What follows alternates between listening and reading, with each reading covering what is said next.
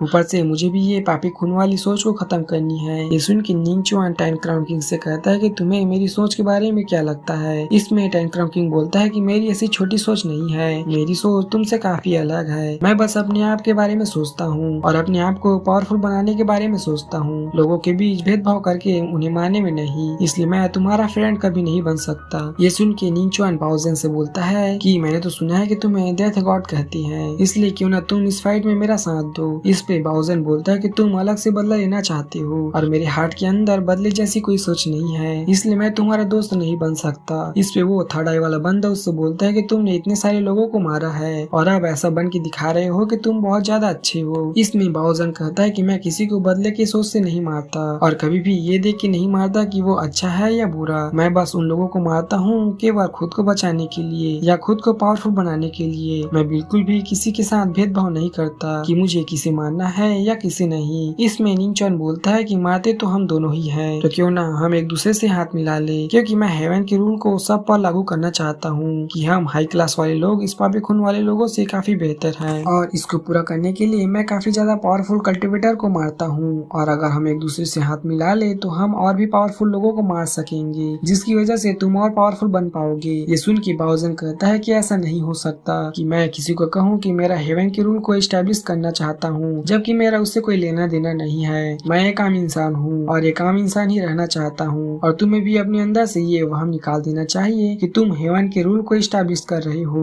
तुम्हें बस खुद को पावरफुल बनाने में ध्यान देना चाहिए, चाहे फिर उसमें तुम्हें किसी को मारना पड़े या नहीं मारना पड़े, और तुम्हें अपने अंदर से बदले की भावना निकाल देनी चाहिए। ये सुन के निंग चुआन सोचता है कि उसके अंदर बदले की भावना भरी पड़ी है जो उसके क्लैन ने उसके अंदर डाली है। उसी वक्त ये सुन के सियाओ का माइंड फ्रीज हो जाता है और उससे गॉडलियो की बातें याद आने लगती है, जहाँ जब उन्होंने सियाओ से कहा था कि सबकी सोच अलग अलग होती है और कोई भी यह नहीं कह सकता कि वो पूरी तरह से ठीक है, इसलिए तुम्हें भी अपने आप की सोच खुद ही ढूंढनी पड़ेगी कि तुम असल में क्या सोचते हो। साथ ही सियाओ ये भी समझ चुका था कि गॉडलियो किसी को इतनी जल्दी नहीं मारती, क्योंकि उन्हें पता था कि यह सब एक नेचुरल प्रोसेसर है। अगर ऐसा कुछ होना होता तो वो फ्यूचर में हो जाएगा, इसमें कोई इंटेंशन वाली बात नहीं है और ये सब बस किस्मत से रिलेटेड है। अब सियाओ के थॉट्स बिल्कुल क्लियर हो चुके थे और सियाओ अब समझ चुका था कि क्यों बाओजेन ने पैरो सिटी में इतनी लाशें बिछा रखी है, क्योंकि वो उसका इलाका है और वो तभी उन लोगों को मारता है जब उसके इलाके में कोई आता है और उसमें वो कभी भी भेदभाव नहीं करता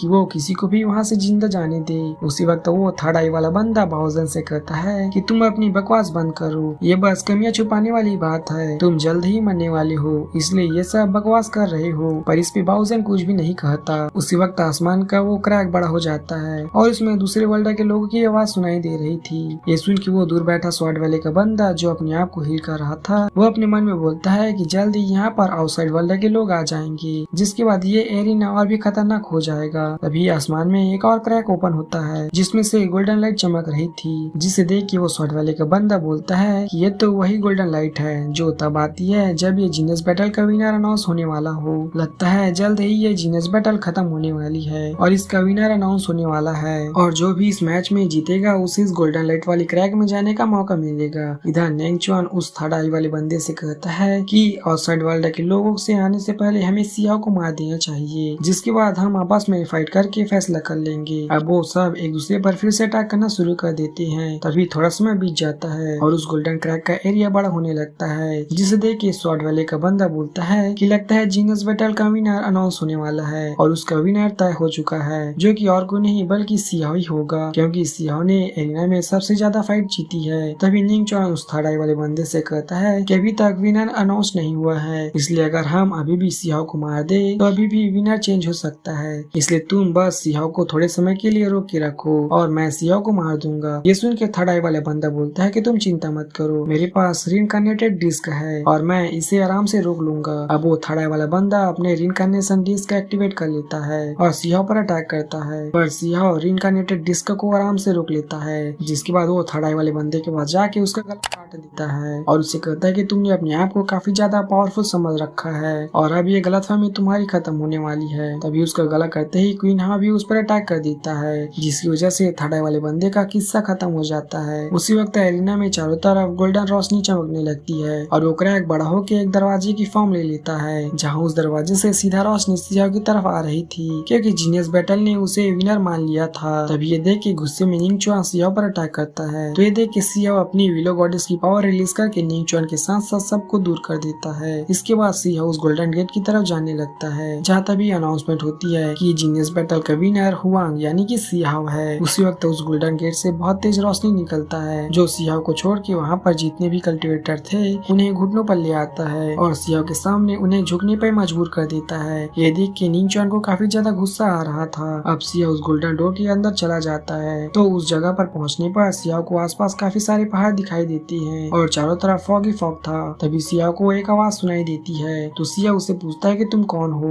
और मैंने जो प्राइज जीता है वो कहाँ है। सियाओ की ये बोलते ही उसके सामने का फॉग हट जाता है, जिसके बाद सियाओ को अपने सामने एक बहुत बड़ी दीवार दिखाई देती है, जिसपे एक डीमन का फेस बना हुआ था। तो वो उस वॉल के पास जाता है, जहाँ ऐसा कहते ही सियाओ को उस वॉल की मदद से कुछ विजन्स दिखाई देती हैं, जहाँ सियाओ एक एंशिएंट कल्टिवेटर को देखता है, जिसने अपने हाथ में एक फ्लैग पकड़ रखा था। तभी वो कल्टिवेटर अपना ऑरा रिलीज करता है, जिसे देख के सियाओ बोलता है कि इस कल्टिवेटर के पास तो काफी ज्यादा पावर है और ऐसा लगता है कि करेंट जनरेशन में जितने भी कल्टिवेटर थे ये उन सबसे स्ट्रॉन्ग है। उसी वक्त उस कल्टिवेटर पर हमला होता है और वो मारा जाता है। तभी सियाओ का विजन चेंज होता है और वो अपने चारों तरफ काफी प्लैनेट्स देखता है, जहाँ उन सब प्लैनेट के बीच एक कल्टिवेटर खड़ा था, जो अपनी पावर की मदद से एक ही बार में उन प्लैनेट को तबाह कर देता है। ये देख के सियाओ बोलता है कि इस कल्टिवेटर के पास कैसी ताकत है, जिसने सिर्फ एक ही झटके में इतने सारे प्लैनेट को तबाह कर दिया। ये कल्टिवेटर तो उस पहले वाले कल्टिवेटर से काफी ज्यादा पावरफुल है। उसी वक्त उस कल्टिवेटर पे भी एक अजीब सी डार्क ऑरा से अटैक होता है और वो कल्टिवेटर मारा जाता है। ये देख के सियाओ बोलता है कि इतना स्ट्रॉन्ग होने के बावजूद भी ये कल्टिवेटर कैसे मर गया, आखिर इन सब का एनिमी कौन है जो इतने स्ट्रॉन्ग लोगों को भी आराम से मार दे रहा है। उसी वक्त सियाओ अपने आसपास काफी सारे बीस्ट और कल्टिवेटर को देखता है, जो बहुत ज्यादा ताकतवर थे, लेकिन वो भी किसी न किसी कारण से मारे जा रहे थे। ये देख के सियाओ कहता है कि ये कैसा डिजास्टर है जिनमें इतने सारे कल्टिवेटर मारे गए हैं, आखिरकार इतनी खतरनाक इमोर्टल लेवल के कल्टिवेटर को कौन मार रहा है। तभी सियाओ उस वॉल को टच करता है, तो उसे वो आवाज कहती है कि अगर तुम इस वॉल के आगे जाना चाहते हो और अपने जीते हुए प्राइज को पाना चाहते हो तो तुम्हें आगे चल के वैसा ही डिजास्टर फेस करना होगा। ये सुन के सियाओ मन में बोलता है कि मतलब अगर मैं आगे नहीं जाऊंगा तो मुझे डिजास्टर फेस करना नहीं होगा और मेरी जान बच जाएगी। लेकिन सियाओ आगे जाना चाहता था, इसलिए वो ये बोलते हुए अपने हाथ में पावर इकट्ठा करने लगता है कि भले ही उसे आगे चल के डिजास्टर का सामना करना पड़े, पर तब की तब देखी जाएगी और तब वो अपनी पावर से उसे खत्म कर देगा, लेकिन वो बिना आगे बढ़े ऐसा नहीं कर सकता। अब ये बोल के सियाओ वॉल पे अपने पंच से अटैक करके उस वॉल को तोड़ देता है। इस तरफ हम बाहर देखते हैं कि वो गोल्डन गेट फिर से ओपन हो जाता है